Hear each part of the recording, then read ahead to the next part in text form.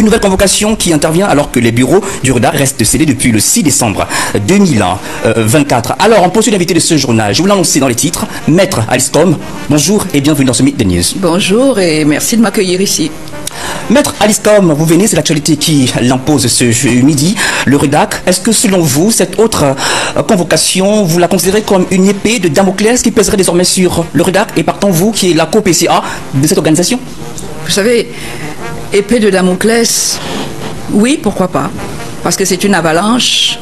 On a l'impression que le véhicule qui arrive en face est sans conducteur. C'est un véhicule fou qui peut effectivement déraper et écraser les piétons qui sont sur les bas-côtés de la route. C'est possible.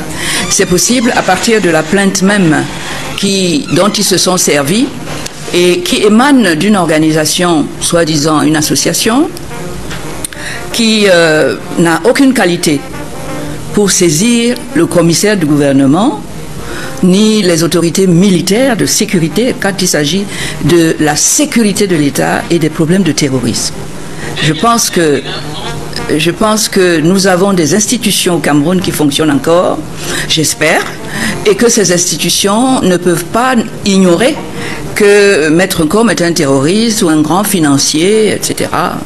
Mais ça me rappelle, en amont, ça me rappelle les arrêtés de Monsieur le ministre de l'administration territoriale, dont les termes d'ailleurs ont été largement repris dans cette plainte-là, en tant que, comme on sait que c'est lui qui est le secrétaire national ou bien de la sécurité du pays, je pense que c'est lui qui a dû envoyer ces gens-là continuer le travail qu'il n'a pas pu terminer.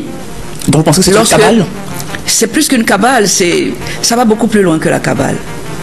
Beaucoup plus loin. C'est même inqualifiable parce que ça donne de notre pays, par les temps qui courent, en période préélectorale, élection présidentielle, où le président vient de nous dire de continuer à l'accompagner. Eh bien, quand vous voyez des choses comme ça qui émanent de ces services officiels, et qui s'attaquent à un citoyen comme moi, un citoyen qui est éveillé, qui connaît quand même la marche de la République et les responsabilités des uns et des autres dans une République en période préélectorale, après que le président nous ait demandé de continuer à le laisser manger là où il est comme président de la République après 43 ans, sans nous dire ce que nous, on va gagner là-dedans après 43 ans, alors que nous sommes en plein moment de cris, de détresse, de faim, de douleur, de souffrance. Vous comprenez que pour quelqu'un qui examine ça et qui analyse notre pays, il y a de quoi être inquiet. La machine s'emballe complètement et par le mauvais bout, c'est-à-dire le bout de ceux qui ne devraient jamais s'emballer, de ceux qui devraient être toujours lucides et avoir toujours présent la sécurité, la paix, qui est une garantie offerte par la personne qu'ils ont élue et qui a prêté serment sur la Constitution de servir ces projets-là, de servir ces valeurs-là de la République. Et quand on voit ce qui se passe, et que c'est lui qui a nommé un ministre de l'administration territoriale, qui lui a donné les problèmes de sécurité, qui aujourd'hui se baladent entre les mains des associations dont on ne sait ni A ni B, vous ne pensez pas que c'est une chute libre vers le néant, vers le chaos? Parce que c'est une association qui m'attaque là. J'ai des associations. On devrait nous laisser entre associations. D'ailleurs, les associations ne sont pas contre les uns des autres, puisque ces associations viennent aider le président sur le champ du respect des droits de l'homme et de la protection de ses droits. Oui, parce que c'est un engagement présidentiel, constitutionnel. Et c'est tout à fait normal qu'il y ait des associations qui se lèvent pour l'aider dans cette tâche immense qu'il n'arrive pas à faire. En 43 ans, on voit où on en est. Les libertés sont confisquées. Les gens crient, dénoncent cela. Mais quand il vient parler à la télé, il ignore le peuple à partir duquel il est là. Il ignore le peuple à qui il va encore demander une partie de son pouvoir souverain bientôt. Quand vous voyez quelqu'un devenir aussi aveugle par rapport à ses propres intérêts et qu'il les galvaude comme le fait les gens qui ont agi sous la houlette de M. Le Minat et à la suite de M. Le Minat, vous vous posez des questions sur leur santé mentale. Alors peut-être avant d'entrer dépli au cœur du discours du chef de l'État, restons sur cette autre convocation. Elle a commencé une convocation administrative, maintenant judiciaire, c'est-à-dire que ça monte tout crescendo. Alors dites-nous, maître Alice Combes, est-ce que vous allez répondre à cette convocation le 14 janvier prochain? Est-ce que maître Alice Combes je vais y répondre à ma façon. avec les éléments dont je dispose. Et je vais écouter aussi ce que mes avocats vont me dire, parce qu'il y en a, pour décortiquer sur le plan légal ces petits torchons qu'on m'apporte aujourd'hui en guise de... Je vais à ce moment-là discuter avec eux et je ferai ce que mes avocats me diront de faire. Parce que je risque de ne pas avoir suffisamment de recul entre la personne accusée que je suis et les faits gravissimes. Parce que là, c'est le tribunal militaire. Pourquoi la justice militaire? Pourquoi? Je ne suis pas militaire. La justice militaire... Est-ce que ça vous a fait peur? Peur? Même pas peur un peu. S'ils voulaient me faire peur, ils se sont trompés. On ne me fait pas peur en faisant des grimaces genre singe devant moi. On ne me fait pas peur. On peut me faire rire, c'est vrai. Mais peur, non. C'est le tribunal militaire. C'est le tribunal militaire, oui. Mais le tribunal militaire agit avec quelles lois? Les lois de la République, que je connais. Ils ne sont pas dispensés de respecter la loi. La personne qui a pensé ça se trompe. Le militaire est soumis à l'obéissance de celui qui est leur chef suprême, qui est le président Biya, les lois de la République, de faire un certain nombre de choses pour les populations. Je ne vois pas comment ces militaires vont dévier de cela pour faire autre chose que de suivre cette loi-là, à moins qu'on me dise que le Cameroun n'est plus le Cameroun. Maître Aliscom, en vous écoutant entre les lignes, est-ce à dire que si d'ici le 14 janvier, vos avocats venaient à vous dire qu'ils ne sont pas d'accord pour votre déplacement sur Yaoundé, vous n'irez pas à Yaoundé? Je n'irai pas à Yaoundé parce qu'ils auront de défiance. Parce que qu'est-ce qu'on appelle défiance? En droit, c'est un mot qui n'existe pas. La loi ne parle jamais de défiance.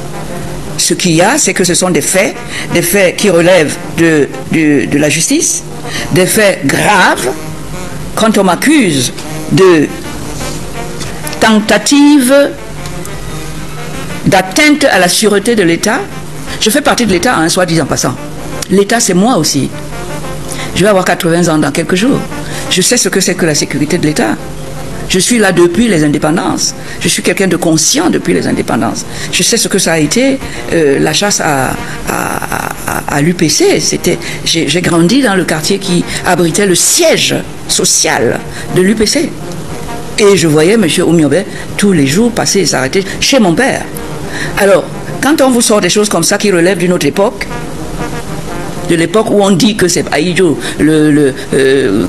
l'autoritaire, enfin, on lui a publié de tous les noms, et que maintenant on est en démocratie et qu'on me ressorte ça, laissez-moi, je ne ris pas parce que malheureusement c'est trop triste pour que je puisse en rigoler, c'est trop grave pour que je ne décortique pas ça sérieusement, mais que je prenne ça comme un boulet et que je jette dans la poubelle. Non, je ne jetterai pas dans la poubelle. C'est ce que ça mérite, c'est vrai. Mais je m'expliquerai parce que je partagerai mes arguments avec le peuple camerounais dans l'état où il se trouve aujourd'hui, c'est-à-dire écrasé par la souffrance que lui ont infligé ses dirigeants et que continuent à infliger à leurs représentants les plus autorisés et qui ont l'habitude de les éclairer, comme moi, ce que les militaires veulent s'interposer entre-temps. C'est eux qui veulent un coup d'État, c'est ça? Mais moi, je ne veux pas de coup d'État, moi, je ne suis pas allé me promener du côté de la justice militaire. Parce que ce qu'on me reproche ici, au niveau des militaires, le ministre de la Justice, le MINAT, de l'administration territoriale, l'a déjà fait et a même pris des sanctions. Ce sont les mêmes faits. Est-ce qu'il confond sa casquette de quelqu'un qui est chargé de la sécurité et le ministère de l'administration territoriale? Il utilise les deux en même temps contre les mêmes personnes pour les mêmes faits. Je pense qu'en justice, ça ne peut pas se faire. Monsieur le Minat a déjà géré cette histoire-là. Il nous a dit que j'ai effectivement 16 milliards que j'ai détournés pour pouvoir acheter les armes et que j'ai tenté de financer le terrorisme. Il a déjà eu cela en main. Il a reproché ça à moi et à travers moi, le REDAC et des responsables du REDAC, et il a même apprécié et pris des sanctions, puisqu'on nous a... alors, quand ces agents, doubles ou pas doubles, reprennent la même chose sur laquelle leur patron a déjà... Je me pose des questions. Est-ce qu'on est encore dans une république dirigée par des gens normaux? Je me pose des questions. Le ministre Minat, en tant que secrétaire du Conseil supérieur de la sécurité, au nom de qui ces gens parlent? C'est la sécurité. Il a déjà statué. Il connaît le problème. Il connaît même le montant que j'ai détourné ou que j'ai mis en place. Il a parlé de 16 milliards. Bon, il a parlé, il est au courant. Pourquoi on m'envoie encore au tribunal militaire? Il a déjà statué. Il a pensé que c'était de sa compétence.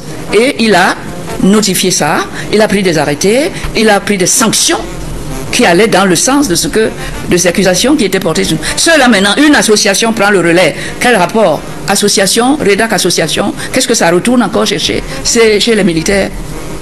C'est la même chose. On ne peut pas juger la même personne pour les mêmes faits 2 fois de suite. C'est des principes généraux. Il faut déjà connaître ça. C'est-à-dire que vous semblez douter de la légalité de l'Observatoire de développement sociétal. Sa légalité en tant que quoi? Association. Mais il ne nous a pas dit que j'agis ici en vertu d'une association qui a été... Je n'ai pas vu les références de sa présence auprès de la préfecture du MINAT pour faire sa déclaration comme le veut la loi civile, pas militaire, de 1990 sur la liberté d'association. Donc une autre infraction encore. L'infraction, c'est pas moi. Je vois ici. Infraction de leur part. Mais bien sûr, il n'y a que des infractions. Il y a des gens qui agissent comme le MINAT, qui a l'habitude d'agir toujours en marge et contre les lois de la République et contre les autres institutions. Parce que là, le financement, je ne sais pas s'il ne prend pas la place d'un autre membre du gouvernement. Je ne sais pas, hein. Il ne prend pas la place de quelqu'un d'autre, là. Moi, je crois qu'aussi, il y a une confusion des rôles qui ne sied pas en la matière. Si les choses étaient aussi sérieuses qu'ils pensent, c'est pas comme ça qu'ils feraient. Alors, maintenant, je suis au ministère de la Défense. Après, je n'ai pas encore été au ministère de la Justice militaire, puisqu'elle dépend plutôt du MINDEF. C'est une confusion des rôles où je ne comprends pas, M. Atangandji. Il ne peut pas être tout ça à la fois dans un gouvernement. Ce n'est pas possible. Il est temps qu'il laisse à César ce qui est à César pour le financement, la NIF, puisque paraît cet argent-là, il a vérifié ça au niveau de la NIF. La NIF ne dépend pas du MINAT. Je pense que notre ministre des Finances s'appelle M. Louis-Paul Motazé et à ma connaissance, il n'est pas encore décédé ni démis de ses fonctions. J'attends que ce soit lui qui me saisisse sur la partie financière, qu'on me reproche ici. Mais je ne saurais même pas par où commencer. Je vais d'abord soulever son incompétence, n'a pas qualité. Il faudra qu'il me justifie d'abord sa qualité. Parce que nous, en droit, avant d'attaquer le fond, tu regardes d'abord si la forme est là. Une association va me porter plainte pour les affaires de sécurité de l'État. Où étaient les organismes qui s'occupent de la sécurité pour lesquels nous, les citoyens, nous payons leur salaire tous les mois pour qu'ils assurent cette sécurité. Je n'ai pas vu que les associations assurent la sécurité de l'État. Ne mélangeons pas tout. Alors, Maître Aliscom, avant cette convocation judiciaire, il y a la convocation administrative. Vous avez été servi par le préfet du Vouri. Où en sommes-nous à date? Vous savez certainement, si vous avez suivi cette affaire depuis le début, que mes avocats, qui sont d'ailleurs là, sont rentrés ce soir, étaient à l'aéroport quand elle m'a appelé, Maître Foutsine, pour me dire, j'arrive.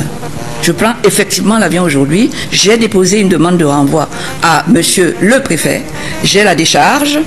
J'arrive et je lui ai demandé de mettre ton affaire au 10 janvier. Moi, j'en suis là parce que le préfet n'a pas encore réagi. Donc, j'attends impatiemment mon avocate qui sera là. Elle viendra à Douala peut-être le 8 ou le 9. On va préparer la séance du 10 si elle pense qu'on doit s'y rendre. Puisqu'on n'a pas réussi. Nous, au tribunal, quand vous demandez le renvoi, le président du tribunal vous l'accorde tout de suite. Il dit oui ou non, ou je n'accorde pas. Vous êtes fixé. Voilà. Mais là, je n'ai pas... Bon, comme ils se substituent à tout en même temps, mais ils ne savent pas comment ça se passe dans les juridictions. Tu deviens une juridiction militaro-sécuritaro, je ne sais pas quoi, et tu ne connais pas les règles de procédure. C'est pas possible. Les règles de procédure sont des lois que tout le monde doit connaître. On doit savoir pourquoi tu fais ça. Si tu as qualité, où tu vas, etc. Tu dois avoir répondu à toutes ces questions avant d'attaquer les gens. Parce que si vous ratez ces gens-là, ils vont vous faire un procès comme vous n'avez jamais vu. Vous ne pouvez pas vous reculer. Parce que la loi a prévu que quelqu'un qui se lève un matin vous met des choses gravissimes sur le dos, des choses qui sont constitutives de délit, sinon de crime. S'il n'arrive pas à rapporter la preuve pour qu'on puisse vous condamner, vous avez là un bâton magique et en or pour lui asséner des coups au terme d'un procès en dénonciation calomnieuse. Il va avoir exactement les peines qui auraient été les vôtres s'il avait pu prouver ce qu'il avait dit. Ils ne savent pas ça. Il y a un retour de manivelle. Je ne voudrais pas que le moment venu, M. Atangandji fuit la justice. Parce qu'il aura ses convocations. Je vous tiendrai au courant. Vous verrez s'il est courageux ou s'il n'est pas. Donc le REDAC annonce qu'on pourrait assister à une plainte contre le ministre de l'administration territoriale. Oui, et il y en aura d'autres ici. Parce que je l'accuse d'être à l'origine de ça, puisqu'on reprend in extenso ce qu'il a déclenché dans ses arrêtés. Oui, donc, il viendra donc expliquer. Oui. Donc une plainte également est en gestation contre l'Observatoire du développement sociétal. Il y en aura une. Mais avant de m'occuper de ce menu fretin-là, je vais d'abord m'occuper de ses commanditaires. Il ne fait pas ça tout seul. C'est un monsieur dont j'ai un petit peu quelques informations sur ce qu'il a toujours fait. C'est un indique à la solde de ceux qui manipulent les indiques. Donc du coup, il est léger pour vous. Maître Alice, comme pour poursuivre cet entretien, j'ai en studio Michel Ngachou, le présentateur de l'émission Interactive, une émission de très grande écoute sur Jambo FM entre 9h et 11h. L'émission s'intitule Laissons parler les gens. Michel Ngachou, bonjour. Bonjour Elton, bonjour Maître Alice Com. Bonjour Monsieur Ngachou. Alors avec Michel Ngachou, nous allons décrypter l'actualité autour de la présidentielle et la sortie des évêques et du discours du chef de l'État. Michel Ngachou, à vous l'antenne. Peut-être aussi demander déjà à Maître Alice Com si elle a été au parfum. Est-ce que vous avez suivi Paul Biya ce 31 décembre? Probablement, comme chaque Camerounais, Maître. Vous voulez que je vous dise la vérité? Si. Sachant que les discours du chef de l'État n'engagent que ceux qui les écoutent, je n'écoute plus. Je ne veux pas être engagé. Est-ce que c'est pas trop dur de le dire, Maître? Trop dur? Ouais. Vous savez ce que j'ai enduré pendant 40 ans que j'écoute ça? Dites-nous. 43 ans? Dites-nous. Quelque chose de très dur. Caillou. Vous avez de la peine à regarder, à écouter le chef de l'État? Je n'ai plus le temps. Comment? Pour lui? Mais non, je l'écoute plus puisque je l'ai... Écoutez, quand vous avez quelqu'un qui vous a menti une fois, 2 fois, 3 fois, vous continuez à l'écouter, c'est votre faute. Ça veut dire que vous êtes masochiste. Que vous aimez la douleur. Vous allez là où on peut vous apporter la douleur. Moi, je ne suis pas masochiste. Voilà. Est-ce que vous ne transmettez pas, par ailleurs, un message assez sympathique aux Camerounais de ne plus l'écouter? Parce que vous qui êtes Je n'ai pas à transmettre de message. Leader d'opinion. Non, s'ils continuent à croire à quelqu'un qui manque depuis 43 ans, qui les a mis dans la situation qui est la nôtre, où même les évêques, l'église catholique, son église d'origine, où il a été souvent, qui ont baptisé ses enfants, qui ont béni son mariage, d'où sort son propre papa, s'il ne peut pas les écouter. D'accord. Et vous avez écouté? Effectivement. Vous avez vu ce qu'ils ont dit? Puisqu'on en parle. Alors, quand un évêque, homme de Dieu, ambassadeur de Dieu sur terre, vous dit, je préfère un diable, mais je n'en peux plus. Vous voulez que moi je vous dise quoi de plus? Mais justement, cet appel de l'Église catholique à travers ces évêques-là, Maître Alice Com, est-ce qu'à un moment donné, l'Église qui est supposée appeler Dieu à la résolution des faits, quand l'Église appelle le diable, ça renvoie à quoi pour vous? Non, quel fait? Elle n'a pas appelé le diable pour dire viens à mon presbytère. Il a parlé du diable pour un cas bien précis. Redis non, donnez-le-moi, je vais vous donner des explications. Replacez le mot diable dans son contexte réel. On l'a écouté, hein, c'est bien sûr. Oui, donc replacez-le dans qui a été très, très incisif quand même. Mais non, mais replacez-le dans le contexte. Ben, il n'y a pas que l'évêque de Garoua, il y a également toute l'église catholique. Alors, décidément. Alors, fils de catéchiste. L'église tourne le dos à Paul Biya, c'est ce qu'on peut retenir. L'église en a marre de M. Biya et de ses promesses. L'église en a marre de voir ses ouailles souffrir sans que personne les écoute. La preuve, le discours du président. Vous avez entendu parler de nos malheurs? Non. Non, pas du tout. Il nous a dit, remettez-moi là, et c'est trop sucré, il y a la graisse, c'est bon. Vraiment, je veux encore. Mais il nous a dit, si ce que nous on devient, pendant que lui veut encore, parce que c'est sucré pour lui, si c'est amer pour nous ou pas. Il en a profité d'ailleurs. Mais non, mais il s'en fout. Ben, il demande encore qu'on lui donne un peu de chance. Non, pas de chance. Qu'on le laisse continuer à jouir de nos biens, à nous priver de tout, à ne punir personne, dès lors que ces personnes ne font rien contre lui, mais contre nous, il les maintient en place. C'est le cas de M. Atangandi. M. Atangandi vient ici, la fraude électorale, il la met sur l'écran, à la télé, en Mondovision. Il est allé acheter 2 ou 3 manœuvres là-bas en France ou en Belgique. Ils sont blancs. Il leur a dit, vous êtes des observateurs. Pardon? Des agriculteurs. Je ne sais pas, ils sont manœuvres même de l'agriculture, mais rien, ça n'empêche pas. Venir dire voilà les observateurs, et il fait payer avec notre argent. Quitte à ce qu'on devienne des gens qui n'ont plus même de quoi manger. Il nous piétine, on est accouché par terre. On est le tapis vivant, humain de M. Biya. Il met ses pieds dessus avec des godasses. Il appuie. Il s'en fout si on crie ou pas. Il s'en fout si on a mal ou pas. L'essentiel, laissez-moi être quelqu'un qui, lui, ne pourra jamais être couché par terre. Il ne veut pas venir nous rejoindre dans l'enfer qu'il a construit patiemment et judicieusement pendant 43 ans. Il sait ce que nous souffrons. C'est pour ça qu'il ne veut pas revenir là-dedans. Il fera tout pour rester là-haut.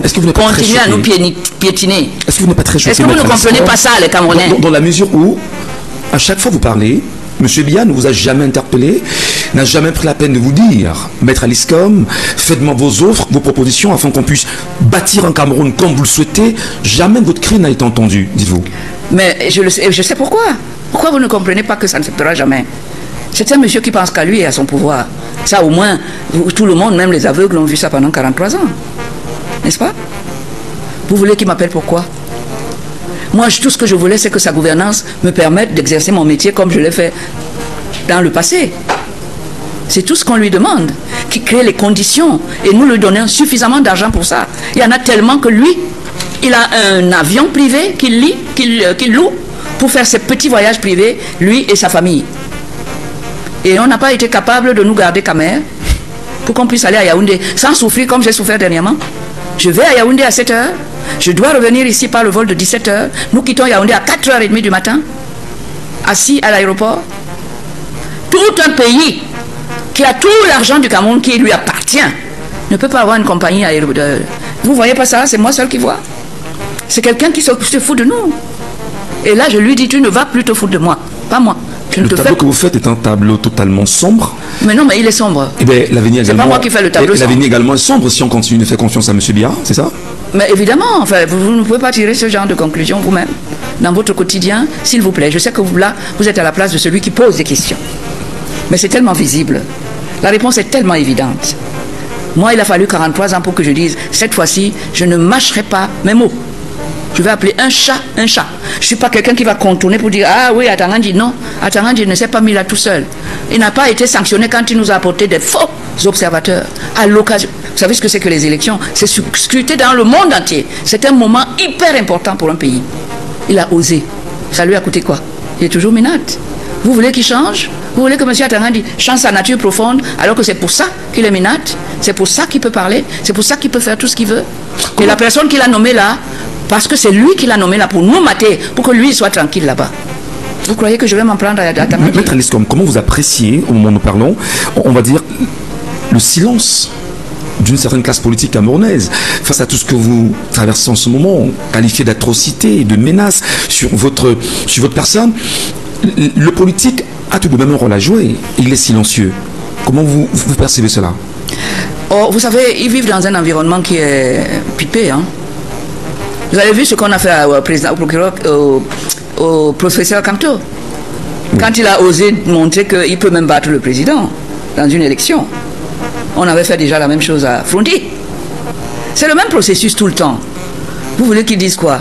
Mais une chose est certaine, et je dois vous le dire, Maître Kegne, qui est l'avocat du MRC, ne s'est pas présenté à moi dans cette affaire pour me défendre sans que je l'ai invité, s'il n'avait pas l'aval du professeur Camto. Donc je finis par me dire qu'il fait ce qu'il peut, à la place qu'il peut, et au moment qui est et voilà. Très bien. Je sais, le président, il a inculqué la peur au ventre à tous les Camerounais, y compris aux politiciens. Oui. Mais ça n'est pas arrivé chez moi. Donc je n'ai pas peur, je dis mes choses, je sais que je traduis aussi ce que l'écrasante majorité des Camerounais pensent, comme le clergé a fini par exploser. Et pour dire, parce que nous écoutons le peuple, on sait, et on a accepté d'être leur messager, leur interlocuteur. À nos risques et périls, oui, mais on appuie sur nous de porter le message de la douleur, de la gouvernance du renouveau sous M. Biya pendant si longtemps. Voilà. Alors, Maître Aliscom, dans une de vos sorties récemment, vous avez clairement indiqué à la suite du discours du chef de l'État, qui est là depuis 42 ans, que si les Camerounais ne se mobilisaient pas, vous étant fatigués, vous pourrez quitter ce pays. Oui. Si M. Biya est le prochain président, je ne serai pas son obligé. Je sais ce qui m'attend. Je ne pourrais pas supporter. Je ne pourrais pas supporter une dose. Vous savez, même dans les médicaments pour vous guérir, hein, on met là-dedans ne pas dépasser la dose prescrite. Je connais la dose prescrite. Je l'ai déjà avalée. Si je dépasse, c'est ma mort. Je ne suis pas loin de la mort, je sais. J'ai 80 ans le 14 janvier. Mais ce n'est pas parce que j'aurais pris la dose à ne pas dépasser, parce que j'ai lu ça. On ne dépasse pas la dose prescrite, parce que le médicament qui est là pour vous soigner va finir par être le couteau qui va vous égorger. Je suis logique avec moi-même, c'est tout. Il va continuer à vous faire ce qu'il faut faire. Moi, je n'en peux plus. Si les Camerounais le laissent, même si c'est grâce à la fraude massive qu'elle prépare, elle est là, la fraude, je la vois, tout le monde voit. Eh bien, si vous acceptez de rester, je prierai pour vous dans les médias internationaux, là où je serai. Mais c'est tout ce que je pourrais faire pour vous. Venons-en justement à la fraude, Maître Aliscom. La fraude qui caractérise les élections sous le renouveau, oui. Et l'ECAM est un acteur majeur impliqué dans l'organisation des élections au Cameroun, le Conseil constitutionnel qui aujourd'hui a pour rôle de statuer ou de se rassurer de la constitutionnalité. Aujourd'hui, est-ce que vous pensez qu'il y a toujours manque de crédit de la part des Camerounais vis-à-vis de ces institutions, je dirais de ces organisations? Vous savez, le président de la République qu'on appelle M. Paul Biya, il n'est pas bête comme nous, le peuple qu'il dirige. D'ailleurs, ça se voit, il ne serait pas là. Est-ce que le peuple est bête? Il serait pas là. Est-ce que le peuple très est bête. Mais non, vous êtes réduit là. Mais je suis dedans. Ben dites-nous. Mais oui, mais il faut savoir reconnaître qu'on a été bête. Ça vous est jamais arrivé de dire, oh, que je suis bête? Oui, bien sûr. Chacun a déjà eu à dire ça. C'est le moment. Oui. Et les cas? Et monsieur le président de la République, lui, depuis longtemps, a un projet. Rester au pouvoir jusqu'à ce que la mort par Dieu s'en suive. C'est un projet qu'il a mûri. Et il a mûri quand il a eu des petits problèmes en 1983, quand on a failli le rembourser. Lui, il a dit plus jamais ça. Et il s'est mis à travailler pour que le plus jamais ça soit une réalité. Donc, tous les textes qu'il a fait sur les élections. Vous savez qu'entre-temps, on n'avait pas de limitation de mandat, mais entre-temps, quand le moment est venu, il a enlevé la limitation de mandat. Et là, il a vu que la machine fonctionnait, la machine de fraude fonctionnait très bien, qu'il n'avait rien oublié. Et les mandats ouverts. Et il ira jusqu'au bout, jusqu'à ce que le bon Dieu l'enlève de là. Parce que vous, nous, moi, on ne prend pas la peine de regarder, de défaire d'abord la machine, de voir comment elle est constituée et de la piper pour qu'elle ne fonctionne pas le jour de vote. Vous ne le faites pas. Lui, il a mis les gens qu'il faut pour faire fonctionner. Il a mis les textes de la loi qu'il faut, parce que la loi, c'est pour tout le monde, sauf pour lui, puisque c'est lui qui l'a faite. Il a mis les procédures qui lui permettent d'avoir le contrôle permanent sur le processus sans qu'il ait levé le petit doigt pour lui permettre de gérer le pays en pilotage automatique. Ce peuple, c'est ce qu'il fait. Ce peuple qui est bête, entre guillemets. J'en fais partie. D'accord. N'oubliez pas ça. Alors, on a entendu professeur Maurice Kamto du Mouvement pour la Renaissance du Cameroun insister permanemment en disant aux Camerounais, allez vous inscrire massivement, surveiller, dépouiller et défendre les résultats. Est-ce que le peuple camerounais, en entendant un tel appel et se mettant bien sûr au service, ne serait pas dans une logique véritable de trancher avec cette bêtise-là, Maître Aliscom? Mais bien sûr que si. Il faut bien qu'à un moment donné, il tape du poing sur la table. Le président Kamto a très bien parlé. Mais, je pense que nous n'avons pas fait assez pour sécuriser l'élection. Qui est-ce qui proclame les résultats? Là, maintenant. Le président Kamto a parlé de réviser la loi électorale. On ne l'a pas fait d'ailleurs, on ne l'a pas écouté. Donc on va refaire la même chose et les mêmes causes vont produire les mêmes effets. Comment vous allez faire pour que la langue de celui qui proclame les résultats, qu'on a pris en flagrant délit de fraude, en fait, de montrer maintenant que voilà comment, moi je suis de l'autre, je suis jugé parti. Voilà. Comment on va faire? Qui doit l'enlever? C'est lui. Il n'enlèvera pas. Et vous faites quoi? Comment vous allez faire pour qu'il proclame que c'est Kamto qui a été, ou Cabral, enfin les différents candidats? Vous allez faire comment? Il sera là avec la gendarmerie, la police, tout le monde sera là pendant quelques jours qui précèdent l'élection. Il sera invincible. Qu'est-ce qu'on a fait? Qu'est-ce que le peuple va faire pour proclamer? Alors, Maître Aliscom, vous avez semblé indiquer dans une conversation in camera, quand je vous disais qu'il se dit que les Camerounais sont complices de leur malheur, vous avez insisté qu'ils sont complices ignorants de leur malheur. Pourquoi ignorants? Pourquoi? Parce que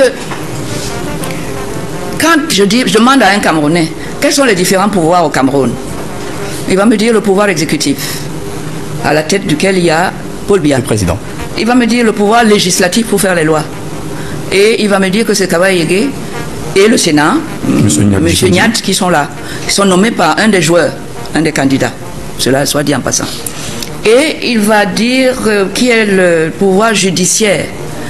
On va certainement vous dire que c'est la Cour suprême. Voilà. Moi, dans mon bureau, j'ai des photos, j'ai eu la curiosité de faire la photo du bureau de l'Assemblée, du bureau du Sénat, du bureau de la Cour suprême. Qu'est-ce que j'ai remarqué? J'ai remarqué qu'il n'y a pas de séparation des pouvoirs entre ces pouvoirs-là et le pouvoir de M. Biya. Alors que c'est le principe dans une démocratie, à moins qu'on me dise qu'on est devenu un royaume, un empire, voilà. C'est la séparation qui est la base de notre vivre ensemble. Parce que les pouvoirs doivent se limiter, sinon on tombe rapidement dans les dérives autoritaristes. D'accord? Est-ce qu'on vient Alors, je vais vous envoyer la photo derrière le mur de mon bureau. Vous allez voir que j'ai photographié les bureaux de M. Kaba-Yégué et derrière son bureau, au niveau du toit, vous avez la photo du chef de l'exécutif. Elle fait quoi là? Elle ne devrait pas se retrouver là, hein, pour vous. Mais pas du tout. Alors, il n'y a plus de séparation des pouvoirs. Il est là pour leur rappeler que c'est moi qui vous ai mis là. Il ne faut jamais l'oublier. Et vous allez chez M. Niat au Sénat, c'est la même chose. J'ai les photos. Hein. Oui. Vous y allez maintenant, vous faites les mêmes photos que moi. Sauf que vous n'allez pas interpréter comme moi j'ai interprété. Vous allez à la Cour suprême, en pleine session, où il y a tous les magistrats de la Cour suprême assis. Au-dessus de son mur, derrière son mur, vous avez la balance, symbole du droit, de la loi. Et au-dessus des deux, au niveau du plafond, vous avez la photo du chef de l'exécutif. Les images parlent beaucoup. Là, c'est au niveau des images. Moi, on va peut-être revenir sur la Constitution. Non. De 2008. Il a les pleins pouvoirs. Non. Tout est entre ses mains. Il détient tous les instruments. Non, il y a le principe, il y a des principes qui fondent une démocratie. Il nous la séparation militaire. Oui, d'accord, mais les pouvoirs doivent être séparés. C'est là où je dis que le peuple est... Vous avez dit que j'ai dit quoi? Nous sommes bêtes. Nous ne voyons pas. Nous n'allons pas au fond des choses. Et ceux qui voient sont pétris de peur. Donc vous estimez qu'on a maintenu le peuple dans l'ignorance sciemment? Oui, il y a eu la... Vous savez ce que c'est que la manipulation?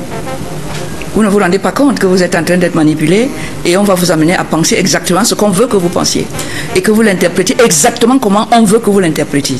Alors qu'il y a tout à fait une autre interprétation si vous le faites de manière objective et attentive pour déceler les verrous, pour déceler les pièges. Oui, j'ai essayé de faire ça. Le principe de la séparation des pouvoirs, vous n'avez pas à trouver. Vous regardez dans tous les pays. Hein. D'ailleurs, j'ai fait un comparatif. J'ai fait les photos des autres assemblées dans d'autres pays comme Madagascar. Même ce qu'on dit très dictatoriaux. La Côte d'Ivoire, vous ne verrez pas la photo du chef de l'exécutif dans ces différents pouvoirs. Maintenant, ce qu'on ne sait pas... Le Sénégal, c'est la dernière en date. Pardon? Le Sénégal, c'est la dernière en date. Oui, vous ne le verrez pas là-bas. Il n'est pas omniprésent, en train de tout gérer. Parce que c'est de ça qu'il s'agit. Et à ce moment-là, ce n'est plus une démocratie. Ce n'est plus une république.